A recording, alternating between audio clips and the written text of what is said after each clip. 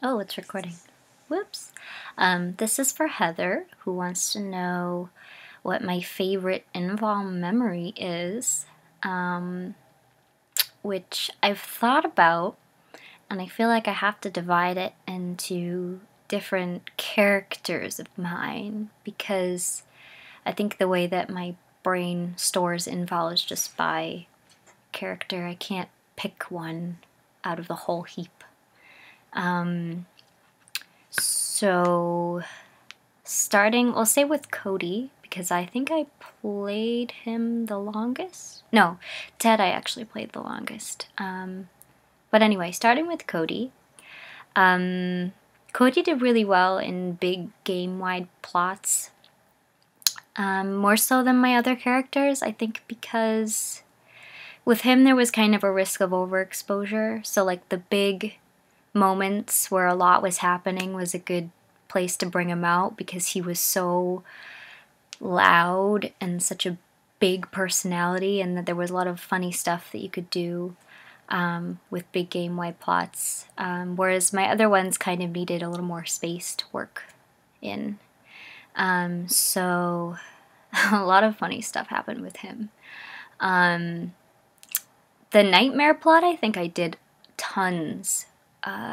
Just like, I just remember writing, like churning out log after narrative after log. That was a lot of fun. It was pretty spooky. I think even some of the narratives I wrote, I think if I went back and read them now, I wouldn't be as impressed. But I remember being very impressed with myself for writing some narratives that I thought were kind of eerie. And yeah, he was a little scary in that plot. And then gender swap plot was a really funny one for him, because all of, 95 and 96 were just beyond hilarious in that plot. So I think there were a couple of journal entries where he and Petter and Seth and Kareem all sort of congregated together as their female alter egos, and some of the conversations they had were, I could not stop laughing. Yeah, that was amazing. Incredibly funny. In fact, the four of them together in really if I pulled up any journal entry and read their interactions, they're just really damn funny.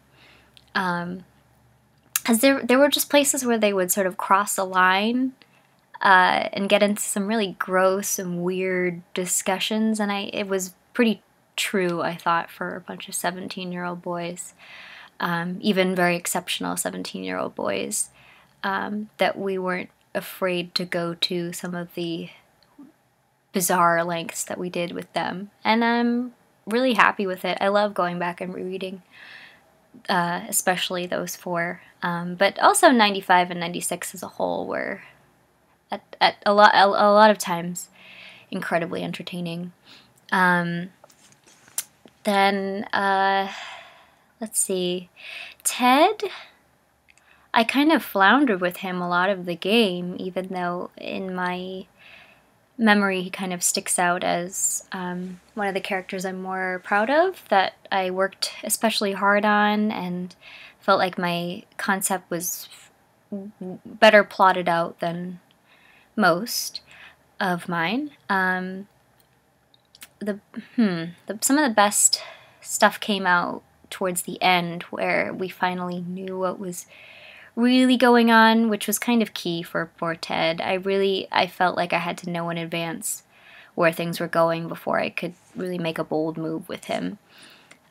So there was a point where I had an epiphany that the brother wasn't in fact real, or I guess the brother was real, but he was dead. He'd been dead for a while, which I didn't write his app knowing that. I didn't figure that out until several months into the game. So when it hit me, I think I was talking to Lauren. I was like, Lauren, this would be really awesome if I could do it. And she said, well, why don't you do it? Like, go ahead. So yeah, that's I think that moment of realization was pretty special, that I could kind of back engineer that into the things that had happened over Christmas. So yeah, that and most of his interactions with Coralie. I think that one log that we did, it's kind of surprising that we didn't do more. But the one log we did where Ted told her he loved her was a great moment, because that log is weird. It's not a typical I love you kind of story. It's a little I don't know. I feel like you have to read it to understand. And then, what was my favorite thing I did with Mo? There's not really one moment that sticks out to me. His fight with Understanding, the really long, drawn-out fight, was pretty entertaining. It was entertaining and sad. And there was a point where I think Katie and I finally struck a balance between the melodrama and the humor. She kind of had the balance all along, but I was struggling with it. So when that came together, I think it was the log where they bust out of the...